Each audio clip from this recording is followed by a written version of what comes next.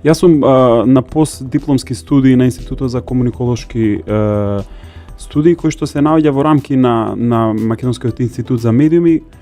и каде што, меѓу другото, имам и завршено и факултет, значи сега сум после дипломици, каде често одам бидејќи земам литература, уплакам се, консултирам со професори и така натаму. Значи никогаш до сега не сум имал проблем, ниту верувам дека ќе имам, бидејќи тоа е високошколска установа, каде што меѓу останатите и ликот кој го споменавте е исто така после дипломец. Значи за прв пат сега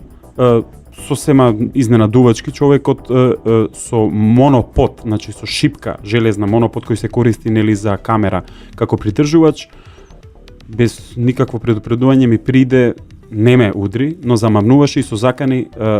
бараше да му се извинам, не знам ни самиот зашто, да му се извинам за нешто што јас никош не сум го ни кажал. Дали он бил се боцкал со игла или не, мислам, сосема беше хаотичен ликот, значи пред 10 луѓе го направи тоа, значи имам 10 сведоци за тоа. Не пријави во полиција, бидејќи јас ја почитувам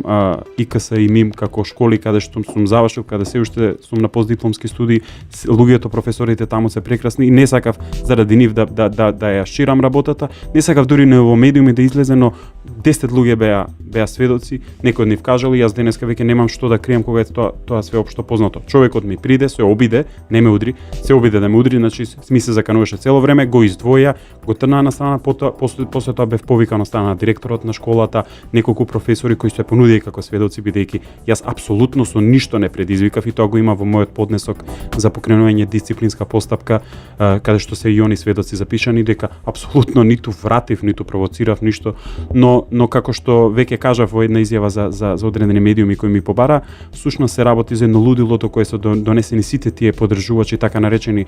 слободоумни, дали се тоа патриоти, новинари или луѓе кои делуваат во заштита на опозицијата и нивните мерки, кои што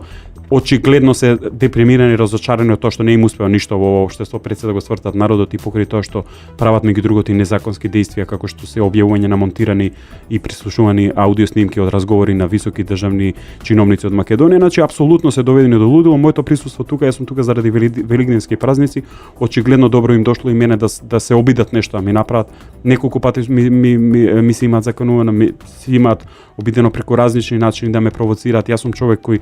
со годините сум научил, сум отрпнал на овие работи, но ова беше кулминација. Значи вчера обид со шипка, значи железна шипка монопод, да се нападне човек само за тоа што бил присутен на едно исто место, а човекот од другата страна што нападнал е разочаран дали од себе или од целото општествено уредување.